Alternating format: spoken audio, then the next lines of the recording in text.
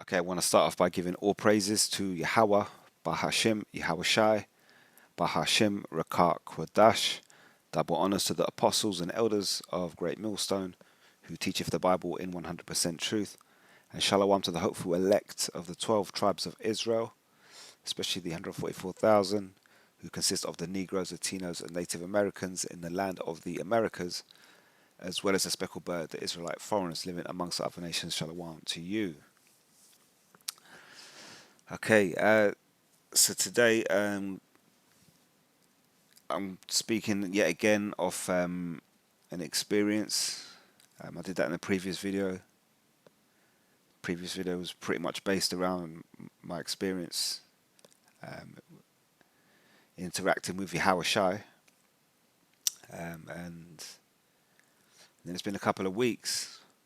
And in that couple of weeks, I had another scenario. Again, a situation which I have to live it out.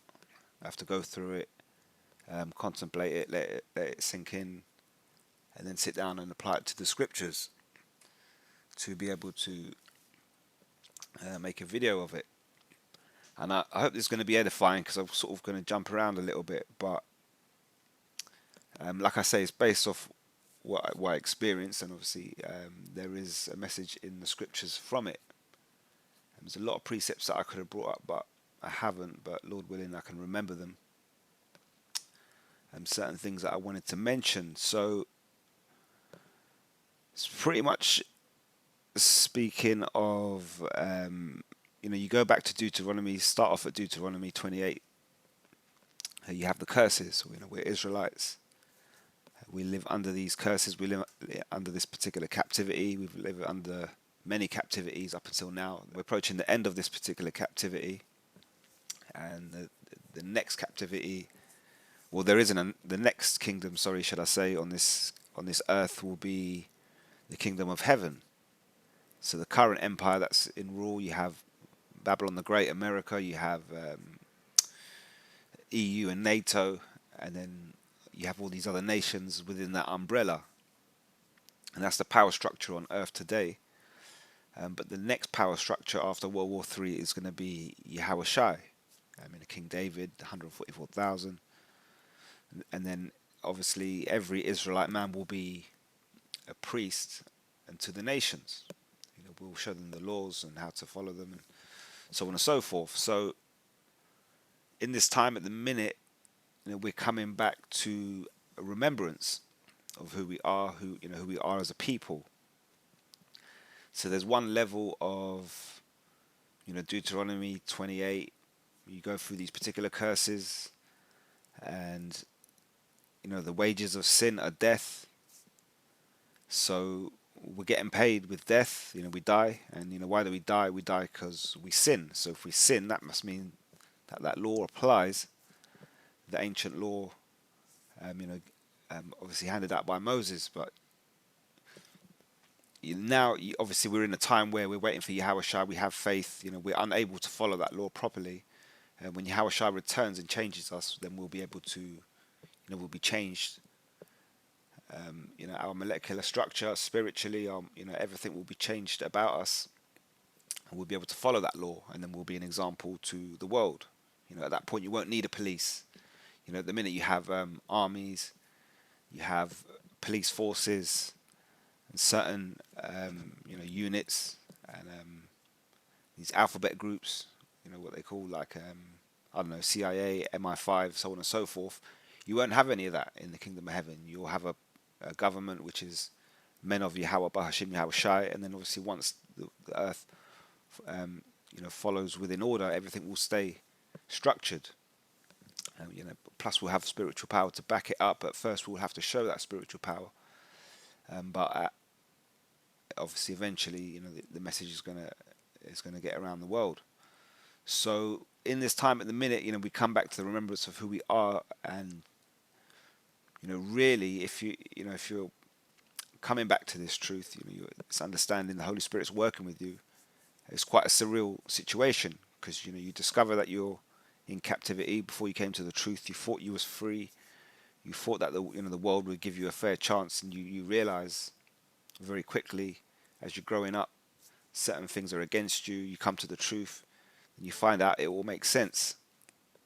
So now you realize why you struggle to make money, to have a stable family life, so on and so forth. All these different things you can read through the consequences of disobedience through Deuteronomy 28.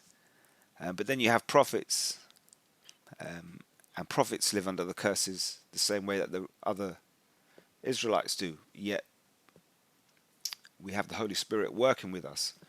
So I typed in the word here, hate, and you. Leviticus 26 and 17, and I will set my face against you, and ye shall be slain before your enemies, and they that hate you shall reign over you. So that's what we're living in now. And ye shall flee where none pursueth you. You jump down to Luke, or we jump down to 1 John 3 and 13. Marvel not, my brethren, if the world hate you. So, you go through these situations. Obviously, you look at Deuteronomy 28. If you don't know the scriptures, you don't understand prophecy, and so on and so forth, yet you experience those issues, you're going to marvel at the world. This is what people do. They marvel, when they say, oh, racism. You look at people that get angry when they experience racism. What they're doing is marveling. Oh, it's 2026. How can you be racist in this day and age? And what you're doing is marveling at the world hating you. You don't really understand why the world hates you, but yet we do. We found out. We've come to this truth. John 15 and 18 says, if the world hate you, it says, ye know that it hated me before it hated you. So this is Yahushua speaking. John 7 and 7, the world cannot hate you, but me it hateth, because I testify of it, that the works thereof are evil. So, Yahushua sends the Holy Spirit to us as prophets. It sends a message, and that particular message and the testimony of the works thereof are evil, within this world. We have that message from Yahushua. The seals are broken. We speak it to you, and so then we encounter a higher level of hate. So you have Deuteronomy 28, but then you have a slightly higher level of hate for the fact that you're testifying of Yahushua.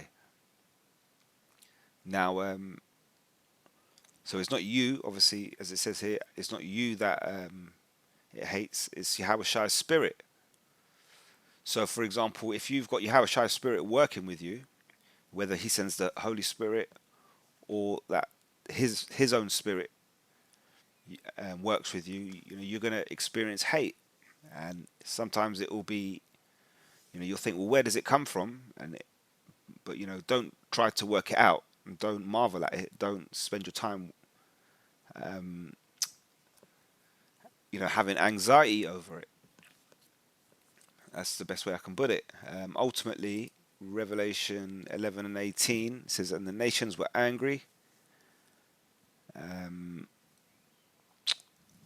I'll start at 15. It says, and the seventh angel sounded, and there was great voices in heaven, saying, the kingdom of this world are become the kingdoms of our Lord, which is Yahushua. So he's coming to take over all these kingdoms.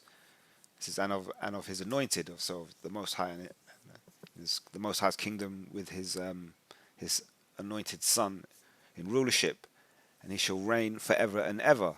It says, and the 24 elders which sat before the Most High on their seats fell upon their faces and worshipped the Most High, saying, we give thanks. He says, O Lord, O Lord the Most High, O Lord God Almighty. So it's pretty much saying, O Lord Allah Shaja, we give thanks, Allah Shaja. This is, O Lord Allah Shaja, which art and was and art to come, because thou hast taken to thee thy great power and has reigned.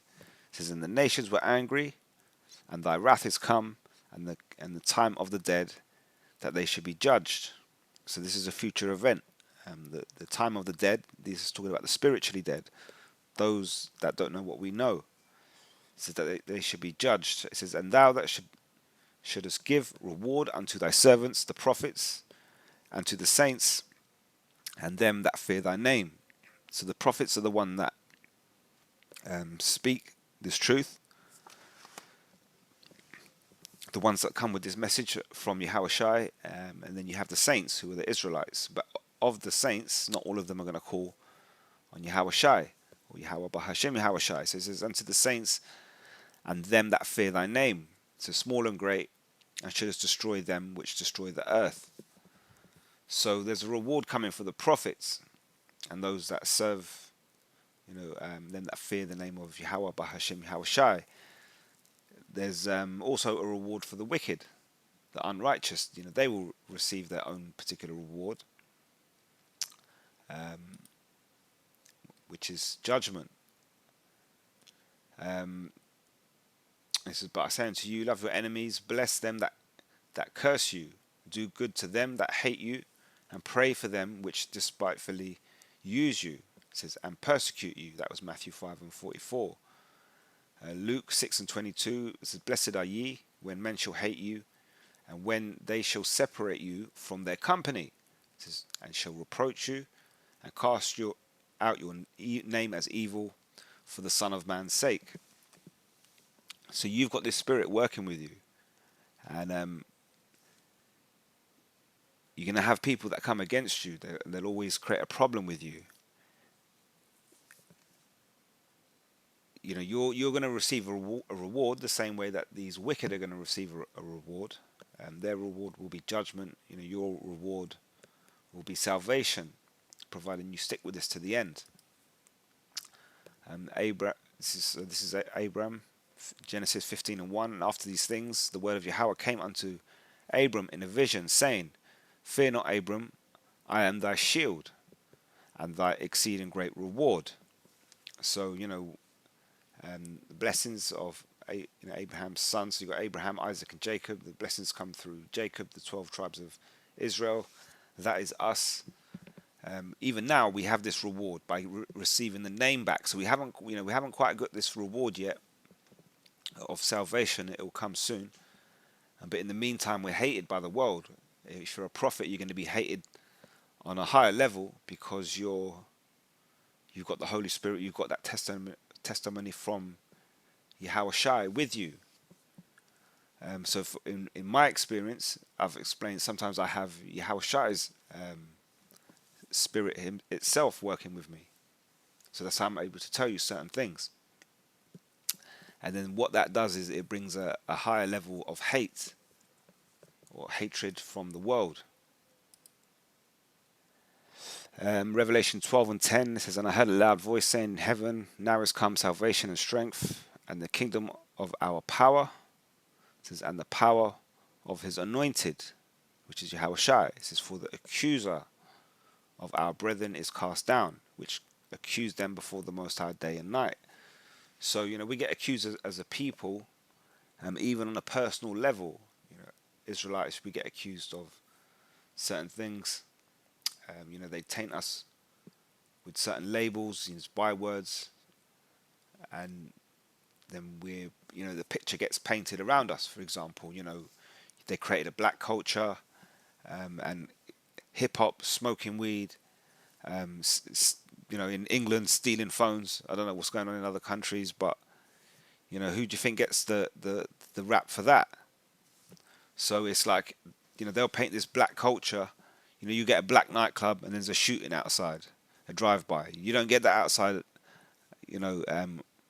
rock and roll concerts or whatever. So obviously we're under curses. Some of this stuff we bring on upon ourselves. But as a nation, we always get painted in a certain light within the media, by our enemy, the accuser of our brethren. But even on a personal level, that's going to happen to you, especially if you come into this truth. This is why a lot of people fall out of this truth, because they come in and they, I've introduced the truth to people, and then sort of down the line, I've fallen out with them because what it is, certain things they don't agree with in the scriptures, and what it is, when by agreeing with these certain things, they have to change how they behave in the world, but they don't want to do that, and then they still searching in the world for salvation, but you're not going to find it in the world. That's the whole idea of supposedly understanding the scriptures. They say they understand the scriptures, but they don't. Um, so you're going to find like issues, and so for me myself, so like I've explained to you before, I've had this experience with Yahushua. I've had these various experiences on a spiritual level. On the flip side, have had bad experiences, and I'm pretty sure you've had the same experience. You know, we've all had bad experiences. Like I say, you go to Deuteronomy 28, you go to the curses. How many Israelites have grown up without a father figure in the house? A lack of money, lack of resources, so on and so forth. So we all live under these curses. But then, you know, for me, for example, I didn't really, you know, growing up, you know, living my life to a certain point, not really realizing what was happening to me. But as you get older and you start to take into account what's actually, you know, this happens and that happens and that happens, and then it starts to stand out for me in particular. And what I mean by that is, you know, how many, so you know somebody who's had a near death experience. Not everybody's had a near death experience. But then you meet somebody who's had a near death experience, they tell you that they've had one near death experience. I've had multiple near death experiences. Um, you know, you want to talk about being accused. You know, I've been accused of everything from murder to everything in between. And so what it is, when you're living, you know, when I was living without this truth, you start to realize like I'm like a magnet for problems. You know, you can try and live your life as simple as you want to, but somehow problems are always going to find their way to you. It's because these demons jump on people around you, and cause them to interact with you to create problems, and ultimately it's to, you know, discombobulate you, you know, to throw you off the path.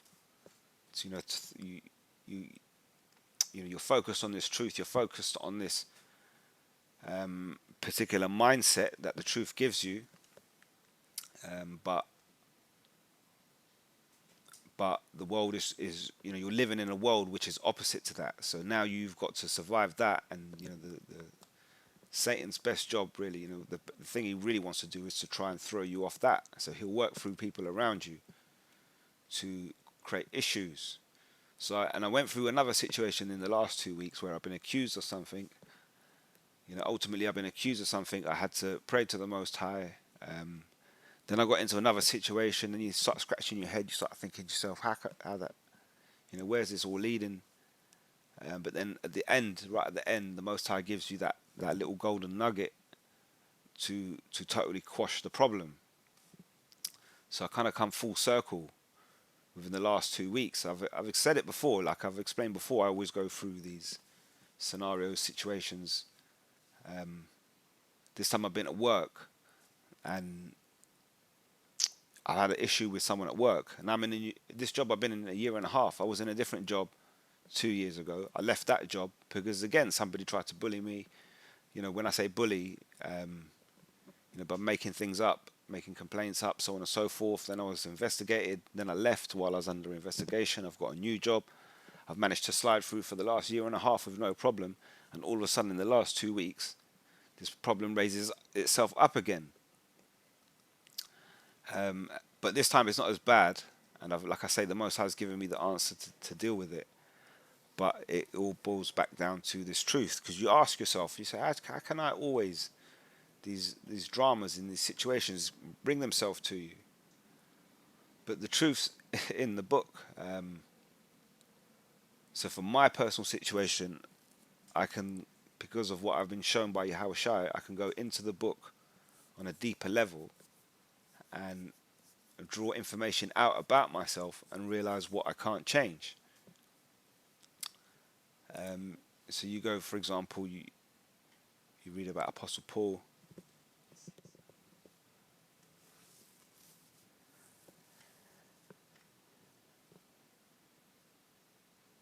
Um, so when you read about Apostle Paul, here, for example, I'm going to use him as an example. So you have Acts chapter 9, verse 1. This is pretty much where you have your first real introduction into Apostle Paul, who's initially called Saul, but later changed his name to Apostle Paul. It says, meanwhile, Saul, became Apostle Paul, was uttering threats with every breath and was eager to kill the Lord's followers. So he went to the high priest. That's the NLT, just to make it slightly more clear. So the Apostle Paul has this issue where he, if he believes in something, he's going to back it. Basically, the simplest way I can put it. And we understand his story. Initially, what he believed was wrong. He believed that the people believing in Yahushua were doing a bad thing.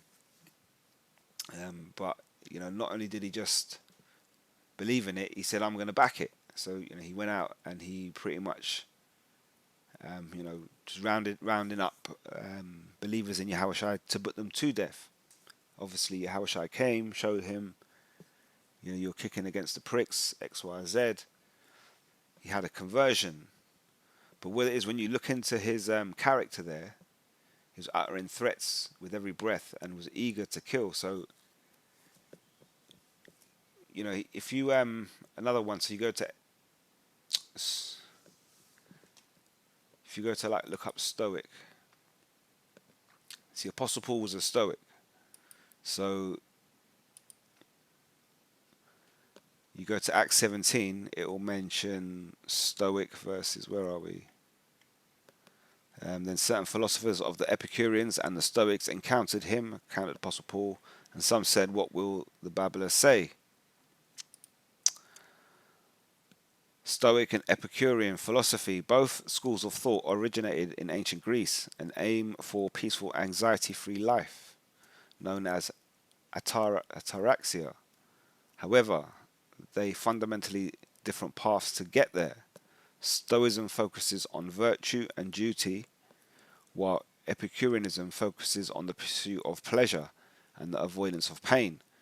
So Apostle Paul, and not just Apostle Paul, the 12 disciples, Yahushua, anyone who's going to have a high level knowledge of this truth is automatically going to be a Stoic. Because a Stoic focuses on virtue and duty. So Apostle Paul, for example, in this situation, he believed he was right, even though he was wrong. But the fact that he believed he was right, he's willing to back it. It goes back to that Stoic mentality, virtue and duty. And when you sit and you study stuff, you look stuff up. That's a Stoic mentality. So for me, for example, I've learnt many things. No one's taught me them. I had to sit down. I had to discipline myself to sit here and learn certain things to then be able to say, "Oh, I can go and do this. I can go and do that."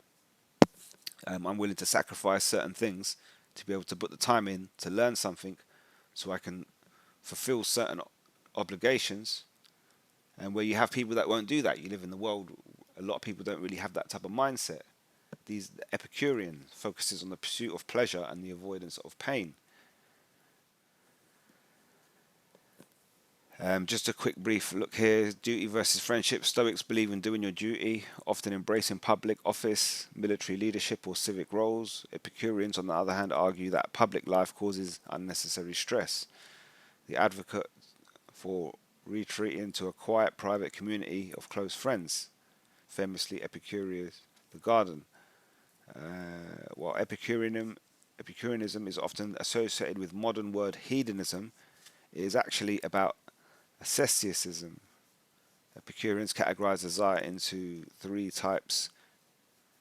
So, being Epicurean, they're worried about food, shelter, fame and wealth, and fancy food. It's about pleasure. So it's about paying the bills. If you have to be honest in an Epicurean mindset, then you'll be honest because people are looking at you. But if you're in a situation where no one's looking at you and you can get away with it, they will just do whatever they have to do. A Stoic, nobody, a stoic will be in a situation where nobody can see him, but he's still going to do what he should do. That's right, because that's virtue and duty. Different types of mindset. But then when you go deeper into Apostle Paul, he has so there's a certain autopilot about him. So, for example, he got slapped for speaking rude to the priest. He tells you that I speak the truth, and you hate me for it. So he's well aware of what he's doing. Every time he's about to, every time he's with a new group of people and he's about to tell them the truth, some of those people are going to automatically hate him because of the way he's breaking it down or what he's breaking down. So he already understood that. But then he also knew that, if the Most High be with us, who can be against us? So now when you fully immerse yourself in that mindset, you find yourself in a very lonely place as a prophet. You're living in a world that hates you. You've got this truth. It's like valuable gold. You've got this treasure. But, people really, for talking about it, what people want to do is they just want to slap you in the face. They tell you to shut up. So, so that's you. Being a prophet, that's what you got. And then, like I say, then you're going to encounter all these issues. I was looking up into, when I speak, there will be fire. Liverpool forward Mohamed Salah coined this phrase in April 2024 after a heated touchline argument with then manager Jurgen Klopp. So I'll tell you the truth and you're going to hate me for it. Or in other words, when I speak, there will be fire. But hedonism, I was looking up hedonism because it made me think of this. So he's got this nightclub, hedonism resort, and this is about pleasure. It's, then now it started off in like Ibiza. They had like a hedonism resort because people go out there, I don't know, they go to these nightclubs, they get naked, they do whatever they do. And then like looking at it here, so you're getting naked at a hedonism resort in the grill in Jamaica. So then you can kind of see what's going on here. There was another one here, Australia, hedonism in Australia, London. So these people aren't going to sit back and study something and say, I need to do this and I need to do that. They're the opposite type of people. That's the type of people you have in this world today. You live in a world where, money and having money and fame is more important than having knowledge. So you can't tell me that this is a stoic society that we live in. It's an Epicurean society. Just enjoy yourself. If you've got money, you made it. Doesn't matter how, even if you had to tread over people to make it, just make it. But we're not like that. We try and keep it straight. So, but like I say, all this for me, like I say, going back to Apostle Paul. So Apostle Paul's got this kind of autopilot thing. He'll speak what he's got to speak, and a lot of the time it gets him in trouble. He knows it's going to get him in trouble, but he just can't help but be that particular way. And what it is, I have a similar problem. And so the Stoic mentality, that's not a problem. We all do that. We all sit down. We go into the scriptures. We break it down. We look up the different languages. We go into the news. We go into articles. We go into maps, so on and so forth. We look at what's happening ahead into the future. We work through the spirit. We connect the dots, and then we try to live by it. That's the most important thing, so as best we can. But then in this world, people are going to pick on you and try and create problems. Now, what happened to me in the last couple of weeks, and it's always a woman, I've noticed, whenever I work and there's a problem. Like the last time, 2 years ago, I was in a problem with HR and a big investigation. It was because I worked with women. So what I did is I moved into a new job and I made sure that the job that I took was men, which it is. But for the last year and a half, I've been fine. And then all of a sudden, out of nowhere, we got this cleaning supervisor, and what it is, so we work in the airport, and I'm working on the engineering team. She's a supervisor for the cleaner supervisor. So her job is to look at toilet bowls. My job is to fix stuff. And so what's happened at some point, she's come across one of my work sites, but she didn't like it because I left a mess there. But the thing is, I left a mess because I'm allowed to, because I haven't actually finished. When I finish my shift, that's when I have to make sure all the mess is gone. I can call the cleaners for help, but they tell me not to call at a certain point. I know sounds like a lot of he said, she said, but I'm going to kind of give you this quick event of what happened. So this cleaning supervisor's rung me at work on the duty phone, and she's basically just started talking to me like an idiot. We've got into an argument, and she's shouting down the phone and firing questions, this, that, and the other. And I'm trying to be normal with her because I'm at work. I'm sitting there thinking I ain't gonna like get into your level. And so what's happened in the end? She's like hung up the phone on me. So I'm thinking, fucking hell, how rude is that? I work here. I'm not your like boyfriend. I'm not your girlfriend. You've rung me. You started questioning me about my little work site. I'm trying to like, answer your questions, but you're just being rude. You're shouting. She's known for it. And there's other engineers that she's had arguments with before, back and forths. And so this is the first time she's done it with me. So straight away I'm thinking to myself, nah, I'm not playing this game now. I know you're used to doing this with other people, but you're not going to do it with me. I spoke to my manager, blah, blah, blah. I left it a full 24 hours. And then my manager goes, nah, just write a complaint because she does it to others. We want her to stop. So I've written a complaint to her manager to say, listen, can you remind her that she don't manage me, so don't phone me and question me what I'm doing. And the way she spoke to me, she was rude. You need to speak to her. So that manager has basically said, "Yep, it's cool." He rang my manager. My manager's gone, "Yeah, my guy's he's been truthful with you. Tell her to sort it out. X, Y, and Z." So I had that one situation, and then I thought nothing of it. That her manager said, "Yeah, we'll speak to her. We'll sort it out. X, Y, and Z." So then I've gone away. I've come back, doing my next set of shifts, and this is when it all started. You see, the Al Shaja. Why did ancient nations fear the Israelites? It's because we had this. I'll read this in a minute, but they feared us. Well, I'll read it now actually. Ancient nations feared the Israelites primarily due to their belief in an unstoppable, fierce deity, Yahweh, which they've put Yahweh, which is wrong. It's Yahweh. It says the Israelites' unpredictable military strength and the perceived threat of the growing population, disrupting the national balance of power. See, the other nations feared us because we had this deity, this unstoppable deity, Yahweh. Now we say Yahweh Bahashim Yahweh Shai. So, we work through the spirit. I'm sitting there thinking to myself, you've been rude. I don't know what the problem is, but, my manager's telling me to complain. I complain. They've spoke to you. They dealt with it. I've gone away for a few days. I've come back in for the next set of shifts, and this is where it all started to kick off. I've come in on the first night.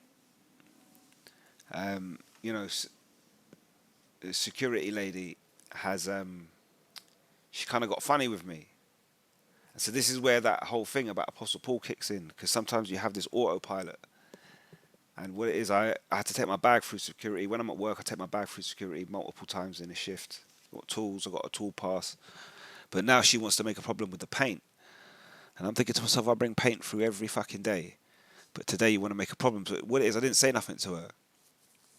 And I thought, let me just stay calm, be normal. And now this is what I try to do all the time. I try to stay normal. I try to stay calm. I'm not going to say nothing. I'm not going to pull no face. I'm going to let you do what you want to do. Take as long as you want to search the bag. Take 10 minutes. Then she said, I want to call a manager because I need to get the manager to verify. I said, do what you got to do. Do whatever you got to do. And she still managed to somehow create an argument with me, because then at the very end she goes, I want to see your tool pass. So I showed her the tool pass. Oh, I can't see your tool pass. I said, it's right in front of your face. And this is where my problem kicks in. And then what it is, because I'm used to it, used to being accused or used to being put on the spot, I'm quick at answering. So she's gone, you're I can't see your thing. I said, what do you mean you can't see it? It's right, I'm holding it in your face. And then I said to her, you've got glasses on. She's got, these glasses are for reading. I said, well, you're reading my card, aren't you? You're not trying to. What are you looking at pictures? You're reading it to see if I've got a tool pass on there. Then she's like, then she's just chatting more shit. So then I'll just break her down. Then I said, listen, when you go to the optician, you got to sit 3 meters from the wall and be able to see the wall. So if you can't see my pass from here, you need to go back to your optician. And then the manager comes because the manager came for the paint. And then this woman, she's like, oh, he said this to me, he said that to the manager, right? He said this and he said that. So the manager looks at me. As soon as I started speaking, this woman started speaking. So the manager goes to her, stop speaking. He let him speak. And then I looked at her and I said, when you interrupt me, it's because you're nervous about what I'm about to say. And then I started speaking. And then she shut up at that point. And that's what I'm like. So I'm a bit like sharp. But I don't really want to be like that. Basically, I don't really want to get into arguments. But if I get into arguments, I'm going to say something and it's going to piss you off. So I broke her down in front of people and I said to her, you're basically getting funny with me because you've had a bad night and you're in a mood.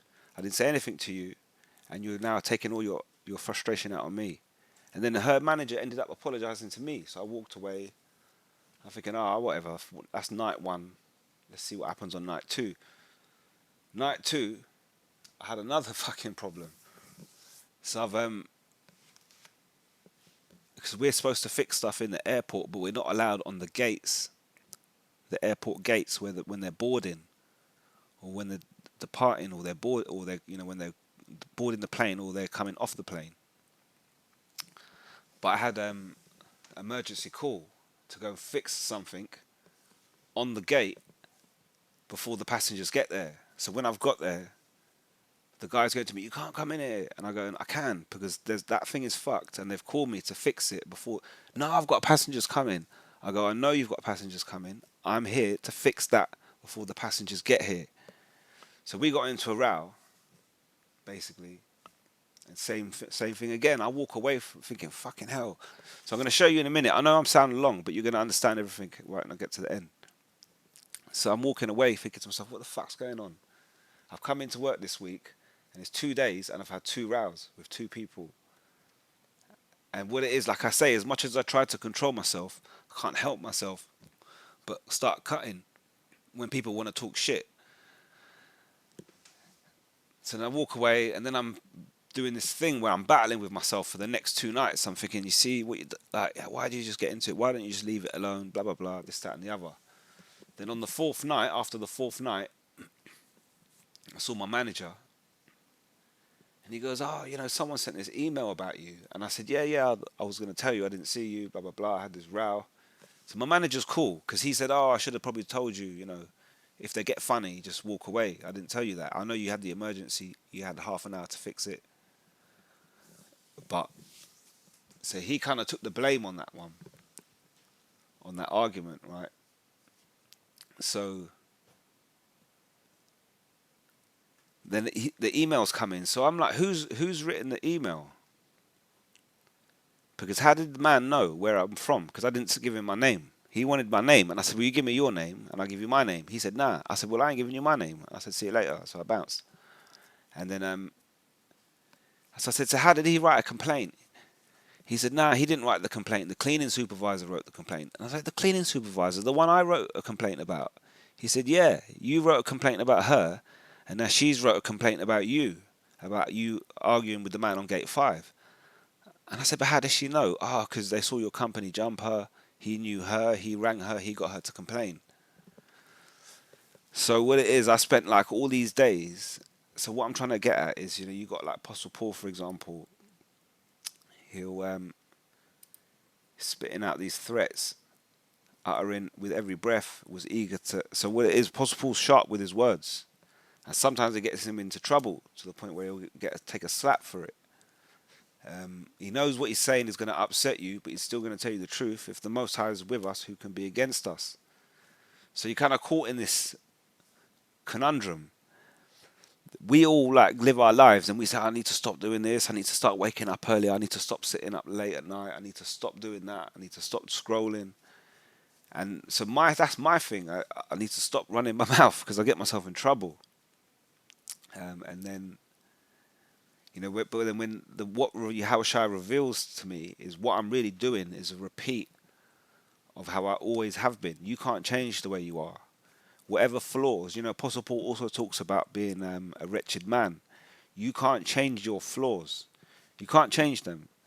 They're there. They're embedded in you. You try to change them, and then you realize that you're fighting against the pattern of behavior you're supposed to follow. Um, so then I'm saying to myself, yeah, but then I've complained about this lady. She's had a row with me, shouting at me. Then a week later, I've got into like 2 arguments in a row. She's found out about it, made a complaint. My boss is saying, don't worry about no complaint. It's we just carry on working the same way you're working. We know what she's trying to do. We spoke. My manager spoke to her manager, and they've realised that she's just trying to take a stab at me because of the complaint that I made about her. So you sit there thinking to yourself all weekend, I'm like beating myself up for running my mouth on the gate, talking to shouting and arguing with the man. But the Most High made that happen because what I've then done. See, I came home finding out my manager said she's the one who wrote the email. So I came home, I sat down, I thought about it, and then gross misconduct came into my head. So I started doing research basically according to company policy. This is 6:15 in the morning, so you can see what I've been on. How am I getting back? So I started looking up this, right? And I said to my friend, the same way we go on the internet, we find information, we break it down, we make a video. It's the same way that I'm going to break her down. I had this word, gross misconduct. I'm going to find gross misconduct against her and punish her with it. Zero direct witness evidence. Established at first that the cleaning staff member was entirely absent from the scene. Well, she says she wasn't at the scene. Because she did not witness the event firsthand, her statement is entirely second-hand hearsay. Under company regulation, an investigation cannot accept second-hand text. So her email just cancelled out according to company regulation. Loss of good faith. If she provided a statement by seeing something, then she could get covered by good faith. But she lost that because she didn't see the incident. Number 3, breach of policy. The complaint email is malicious. Because her report has no factual basis and follows a report I previously filed against her, her complaint email is directly breaching the policy on malicious allegations. You could jump straight to the bottom. The policy explicitly states that while genuine complaints are safe, any staff member who deliberately files a malicious, vexatious, or fabricated allegation will face disciplinary action for gross misconduct. Bingo. So then it started making sense. I had this problem on the first week with this lady arguing with me. I spoke to my manager. I gave it a whole 24 hours. I contemplated, do I really want to make a complaint? I said, yeah, I do. Because I don't want her to think she can ring me all the time and speak like that. It's not happening again. So I'm going to stop it from the source. My manager told me write the complaint. I wrote the complaint. She's now trying to play games. See, the demons jumped on her. She's going to play these games. She's heard about an incident that happened with me on Gate 5. Even though me and my manager are cool about it, she's heard about it and she's like, I'm going to write a complaint against him for it. That complaint is breaching policy. And the fact that she's done it within a week of me making a complaint about her, I can accuse her of malicious email, gross misconduct. That's dismissal.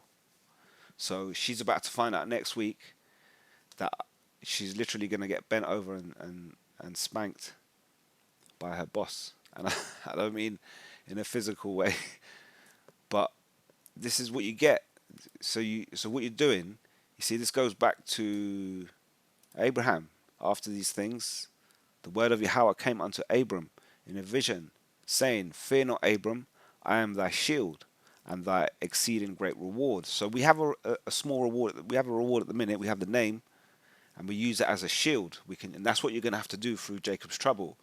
Through Jacob's trouble, you're not going to use the name to become a millionaire and live out all your, lifelong fantasies, your bucket list. but you will be able to use it as a shield against people like who are the one I just experienced in the previous week. So we understand this is marvel not thy brethren, my brethren, if the world hate you. So I'm not going to worry too much. She's talking shit. She throwing up all these problems. I threw up a prayer to the Most High. Can you find a solution from this? I don't know. I'm pissed off. Can you find a solution from me? I left it 24 hours, and the spirit jumped on me just to make that complaint. So I said, I'm going to make the complaint. I got into work a week later. I'm getting into a row. First of all, got into that stupid row with the security lady, and I know what it is. The Most High warmed me up. He warmed me up. So then I got into the row the next day. He got me on point. So I pissed off the guy that I argued with there. He didn't know what to do, so he got hold of the cleaning supervisor, and she must have thought she had gold falling in her lap. Yes, I can finally write a complaint about him. And then she fired off the email, and then the Most High has shown me she's committed gross misconduct. It's fallen right in my lap, and I'm about to go bury her next week. My manager said to me, he spoke to me the other day. I sent it to him, and he said, "Yeah, cool." He said, "I'll see you on Tuesday, and we'll." He goes, you can just tell me what you want to do, and we'll do it, and we'll go over to her manager and tell her. So I'm literally gonna have her by the balls, even though she hasn't got any, but she must have some balls to think she can fucking phone me in the first place, and start shouting down the phone, firing questions at me. But it does say here, Luke 6:27 says, "But I say unto you which hear," it says, "love your enemies, do good to them which hate you." So what is that supposed to mean? She's my enemy. Am I supposed to ring her up, go to her house, say, "I'm coming round to cook you dinner, and I'm going to rub your feet, I'm going to run the bath for you"? Is that what I'm supposed to do? Isn't that love? Isn't that what your girl wants you to do? And it says, "But I say unto you which hear," we're the ones that hear, "love your enemies, do good to them which hate you." So now I've got to go to a house and run a bath. That's not really what it's talking about. With that thing that I've got, I could go in on Tuesday and say to my manager, "I want to file for disciplinary action for gross misconduct against her." The evidence is there. I sent an email to complain. I had no history of that for a year and a half, and then I sent a complaint. So it's obviously genuine. She's falsified a complaint against me a week later. That's enough to dismiss her. But I'm not going to do that. What I'm going to do is I'm going to say to my boss, because I spoke to him about it the other day, and he said, "Look, what we can do," he goes, "we can go to her manager, and we can say, 'Look, we've got this. You've made a mistake. We can go to HR. We can get you sacked.' We're not going to do that. We're not going to drag it through the mud. We're not going to have all these meetings and investigation. But tell your supervisor that we've got this nugget, and if she plays any more games from now on, we'll go to HR, and they'll dispose of her." So see, what I'm doing with my enemy is I'm not totally fucking you, because it's bad. Nobody wants to get sacked from their job. I don't wake up in the morning saying, "Yeah, who can I get sacked from their job today?" Because then they're going, I've been through the situations myself, even in the previous job. They bullied me, got into an investigation to the point where I left, so on and so forth. So, that magnet for problems is still here, because 18 months later I'm in a new job, and I'm back in this situation where I'm thinking about HR, looking at policies. So that's the marvel not. I'm not going to marvel at it, but I have that shield, Yahweh Bahashim Yahweh Shai. Like I said, the bit where I went in for the next set of shifts, like I say, I started getting into these rows. There's a reason for it. The Most High creates the reason for her to think she can jump on it and make the complaint, to give me the power, to put the power in my hands. But at the same time, like I say, I've spent all weekend kind of like, not weekend, sorry, the set of shifts, the last two of that shift, last two nights of those shifts, kind of like beating yourself up in your head, because you think to yourself, why do I do that? Why do I And I said to my friend, I said, do you ever find the need that when people are chatting shit, you've got to just tell them there and then that you're talking shit, and break it down while you're talking shit and just stop talking? And he said, laughed. He said, yeah, we all get that sometimes, but then at the same time, when you add on top of that the amount of demons that jump on people to come at you from around you, then you're constantly having to fight it off. That's that spiritual battle. You go through Deuteronomy 28. Like I say, you've got these curses that we're under, but then once you've got this truth, you know the name, you pray to the Most High, so on and so forth. Your understanding of the scriptures gets opened up more and more to a deeper level. Know that the world's going to hate you. They're going to come at you in a certain way. See, people don't get it. Like I said, I've fallen out with people, and they're like, oh, the world's treating me like this, and you're doing the same. You say, I'm not doing the same. I'm trying to show you the right way, the mindset to forget about the world, but they don't get it.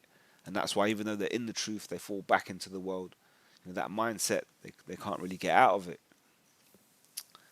It's a lock. The Most High's got their mind locked. So, these people don't know. I don't say to this woman, oh, I believe in Yahweh, Bahashim, Yahweh Shai, and if you fuck with me, I'm going to call on that unstoppable, fierce deity, Yahweh. I'm not going to call on that. I'm not going to tell her that, but I'll just do it. So, like I say, very soon when Yahweh Shai comes, and then we can back it, and then our king is here, he'll give us that power, after the destruction, we'll go around and we'll put these people in order, and then they're going to find out, you don't want the Hebrew Israelites to come around calling on Yahweh, Bahashim, Yahweh Shai, because something bad is going to happen to you if you don't get in line. But I know it probably sounds like I'm rambling, probably sounds like I'm babbling, but I'm trying to show you an experience I had, trying to show you the mindset I have, trying to show you that what's in the scriptures and how it all relates. Like I keep saying, Yahweh Shai gave me a deeper understanding to look into the book and to find myself, to realize that the way I behave is automatically the way I'm going to behave. Try to change it, you beat yourself up about it, but there's not really much I can do. If you changed that, then I wouldn't be that person. But like I say, when you look at Apostle Paul, there is a certain level of autopilot that kicks in.